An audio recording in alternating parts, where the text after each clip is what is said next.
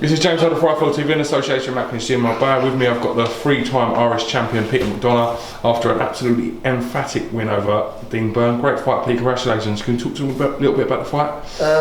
Well, firstly, James, thanks to iFilm for filming me as usual.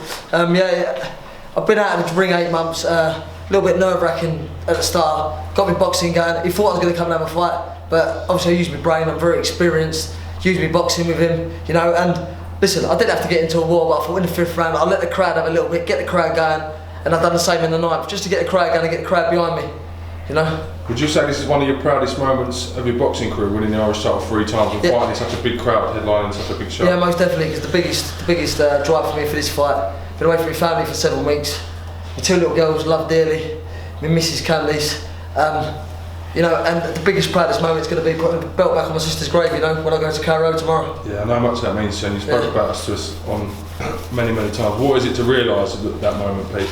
Yeah, it's great to realise that moment, James, but I laid my head on her pillow, mate, just before she died, and I told her that I was going to win more titles, and it weren't over. Daniel gave me the opportunity from MGM. I was going to retire from boxing, give me the opportunity. I'm unbeaten now in 2 years. I've got 3 Irish belts. I love the belts to death, but now it's time to move on. I want to fight the winner of, I'll be probably number 5 in Europe now. The Irish Bull push me up and try and get the winner of Malignaggi and Branco, you know, and bring them back to Ireland to the 03 and sell that out, because the crowd here tonight unbelievable.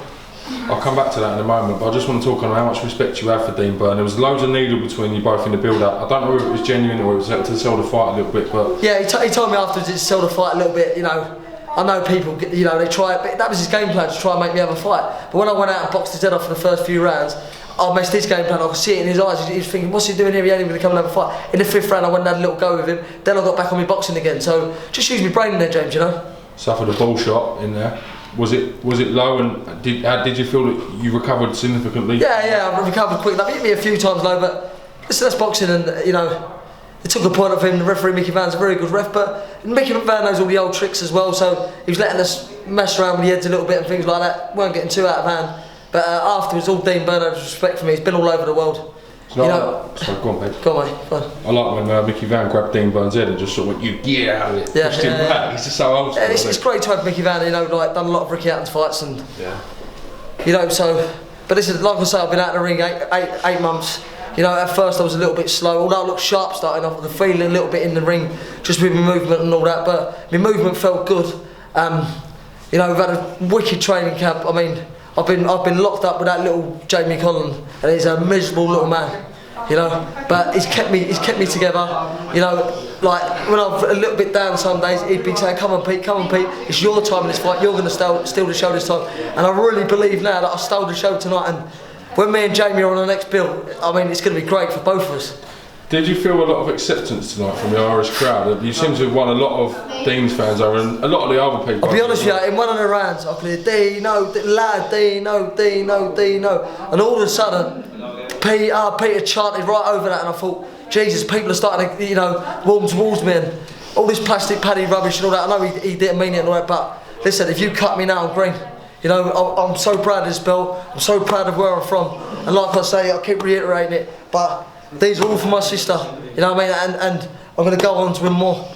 Well, I'm not going to cut you, so you're all right on that note, but let's talk a little bit where you go from here. What do you want to do now, Mr. McDonagh? Listen, I want the Boxing Union of Ireland to push me now, and I want a winner of Branco and Malignaggi. I deserve a big fight. I've been around a long time, you know, I deserve a big fight, so I know I've got the Irish public behind me now, and I really now want to get a big fight, and not putting no pressure on my manager Daniel, but I've done the business tonight, and like I say, my career 2 years ago, I was finished, I was gone, everything was over. And when I rang them up, I told them, you know, I want to retire from boxing. They said, have one more go, just give yourself one more go. I'm not a pretender, I'm not a stupid person, I'm an intelligent person, as you know, I mean, I act the clown sometimes, but I know when it's over, and I believe tonight was a good performance. I felt fresh. You have been a little bit sort of throughout your career changing camps and never really found a genuine home for yourself. Because with that now, with the MGM and being settled, do you feel that that can help you prove on and maybe? I've never ever been looked after. I've been here, there, I've been to Italy, I've been everywhere, like 2 weeks notice, full people at 3 days notice. Like I say, I ain't going to go back on people I fought or people I ain't fought. But I've had 7 weeks, and we can only build on this. I've been out of the ring 8 months. We can only build on this performance. They're talking about getting me out in February, maybe a quick fight in February, and then see where we go from there, you know. But I cannot wait to come back to fight in the stadium because I was at home tonight, you know. Listen, congratulations on the great win. We really enjoyed the fight, and commiserations to Dean Byrne. I thought it was a good fight, and we look forward to seeing you out again real soon. Well done, Peter. Yeah, and again, listen, I'll just have to say thank you very much to everyone who's helped me, but more than anyone in the world, to my family, to miss my kids to death, but to the Irish public, the Irish crowd. Now I think they've adopted me. You're Irish, mate. I know that, but they've adopted me. Last word to Shannon. How proud are you, Dad, Shannon? Really proud. Go, Daddy!